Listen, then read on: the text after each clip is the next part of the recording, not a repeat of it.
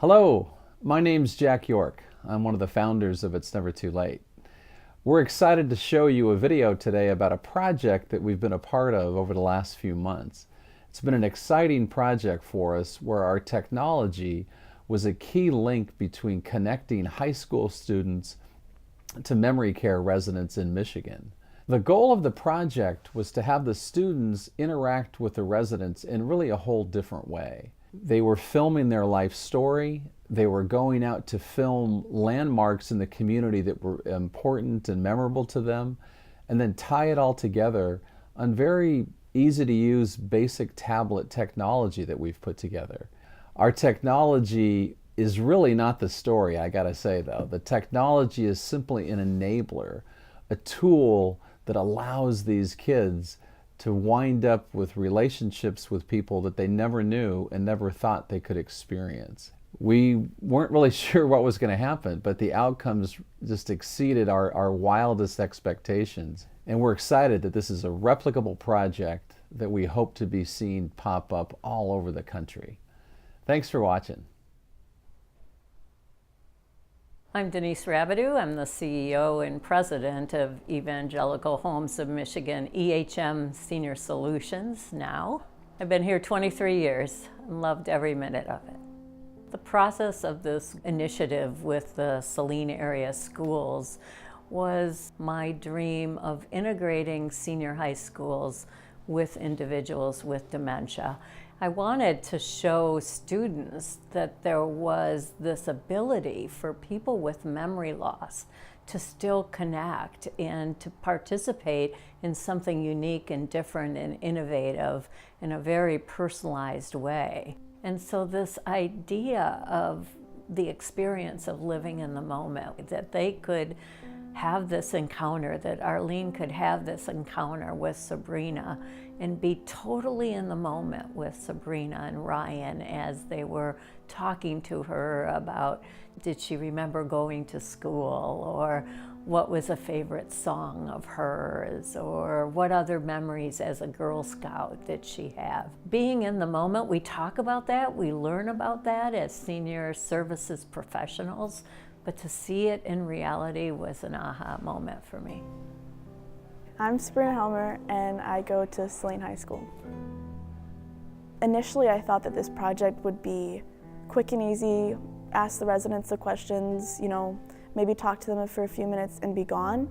I didn't realize the reality of dementia, so working with the residents every day was really different, and it was a little difficult because sometimes they wouldn't remember what they said or they wouldn't remember like a direction I had for them. But other than that, they were completely regular and had their own personality, and it was really cool to get to know them individually.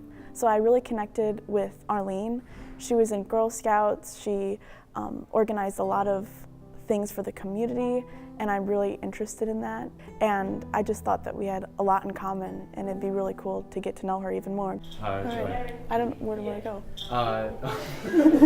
Turn right? Mm-hmm. Okay. Now which way? Hello. Hi. I'm Sabrina, it's nice to meet you. I've read a lot about you. I'm very impressed, actually. I think my favorite part of the project was during Sabrina and Arlene's interview. When we first introduced the students to the people that they'd be interviewing,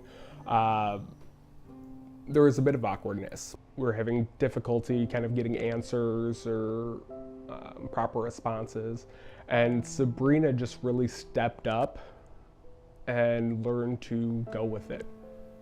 My first interaction with Arlene was a little scary because I immediately tried to connect with her, and so I said, "Oh, you're in Girl Scouts," and she said, "No, I'm not," and so I kind of got scared, like, am I the wrong person? And Ryan kind of reassured me, like, she has dementia, just remember that she'll forget certain things about her life. And so I started with the basics of like, oh, do you have any children? Or like, how's your day going and stuff like that, to kind of ease into the deeper things that she wouldn't really remember. So my first encounter was nice. She was really sweet. She always hums and sing songs, so I thought that was like a cool personality aspect of her, so it was really interesting.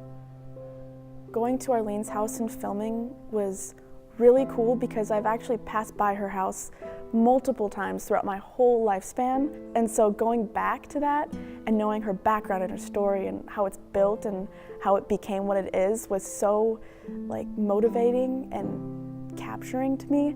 It just kind of made me like emotional because it captured a meaning. It wasn't just a house, it wasn't just a garden, it was like a story and a timeline of everything in her life that was leading up to it. And so it was really cool to be able to capture something that hopefully she can look back on and be like, wow, I remember things that happened, I remember this story, and you know, so it was really awesome. Okay, so remember the interviews we shot? Yeah. In the videos? We created a tablet, it's right over here, to show you of all the things that we did. Okay. So you can see our product. If you go right there, you can see the interview we shot. Awesome. Yeah. There's you, the star of the show. Yeah.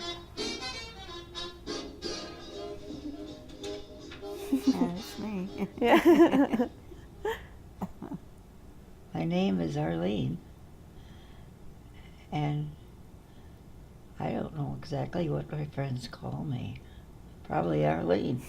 I don't know what's going on. You have a sense of humor. Through almost 20 years of my experience of It's Never Too Late, I think there's nothing that's been more powerful for me to see than how technology can completely change the landscape for somebody dealing with dementia. Again, technology was the enabler to kickstart it, but what really matters from this project is a relationship formed between two people that not only connects them, but also gets a young woman in high school completely rethinking her own life's journey in terms of senior living, in terms of older adults. And I think that, to me, is the most important part of this interaction, is the reframing from a younger person's perspective of really what aging means.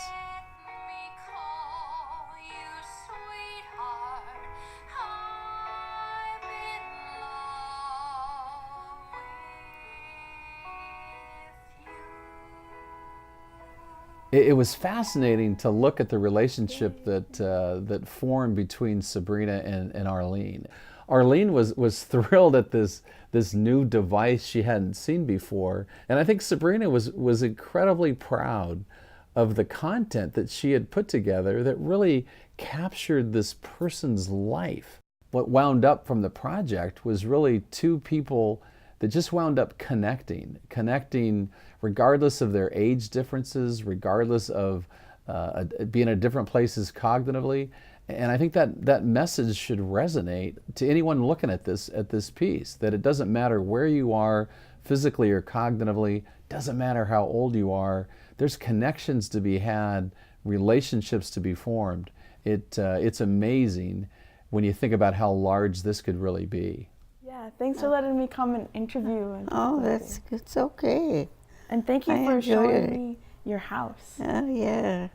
That was really cool. I like that house. This experience has definitely made me think more about what I'm doing now. It's kind of a weird thing, but I see the family that Arlene has built, and even through her dementia, she can still feel the presence of that strong family and those strong roots. And so being able to see her connect things in her brain, even through the dementia, even through the disease, she's able to remember memories that are prevalent even now. And so it's made me realize that creating memories is really important in someone's life. I just remember interviewing her, and we played a song, and she immediately started singing, and she would tell us stories about like how that song, made her feel when she was younger, and the different things she would do with her husband and stuff like that. And it was an eye-opener for me, realizing that through the disease and through the dementia and everything that was blocking her memory, she still had a strong connection with her past.